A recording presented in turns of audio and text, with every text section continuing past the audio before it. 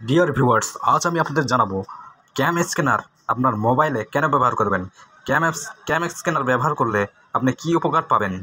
আমরা একটি ডকুমেন্ট ছবি তুলব, ক্যামেরা ওপেন করব। ক্যামেরা ওপেন করার পরে আমি একটি ডকুমেন্টের ছবি তুলতেছি। ছবিটি তোলা হয়ে গেছে। ছবিটি তোলা হওয়ার পরে আমি চলে যাব ক্যাম স্ক্যানারে।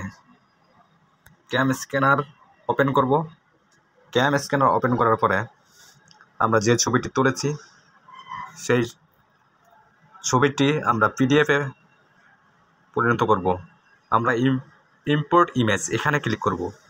ইম্পোর্ট ইমেজে ক্লিক করার পরে আমরা যে ছবিটি কিছুক্ষণ আগে তুললাম এটাকে ইম্পোর্ট করব। ইম্পোর্ট করার জন্য ছবিটি আমরা সিলেক্ট করব। সিলেক্ট করার পরে আমরা ইম্পোর্টে ক্লিক করব।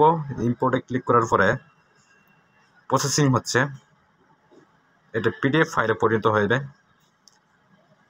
এবং এটা টোটালি একটা মার্জিনে বা একটা এ4 সাইজে চলে আসবে। এখন আমরা টিক চিহ্নতে ক্লিক দেব। টিক চিহ্নতে ক্লিক দেওয়ার পরে আমরা 4 ডট মেনুতে যাব। 4 ডট মেনুতে যে আমরা সেভ টু গ্যালারি ফাইলটি সেভ করব। এখন আমরা ব্যাগে চলে যাব, গ্যালারিতে যাব। গ্যালারিতে যাওয়ার পরে আমরা ফাইলটি দেখব। ক্যাম স্ক্যানার যে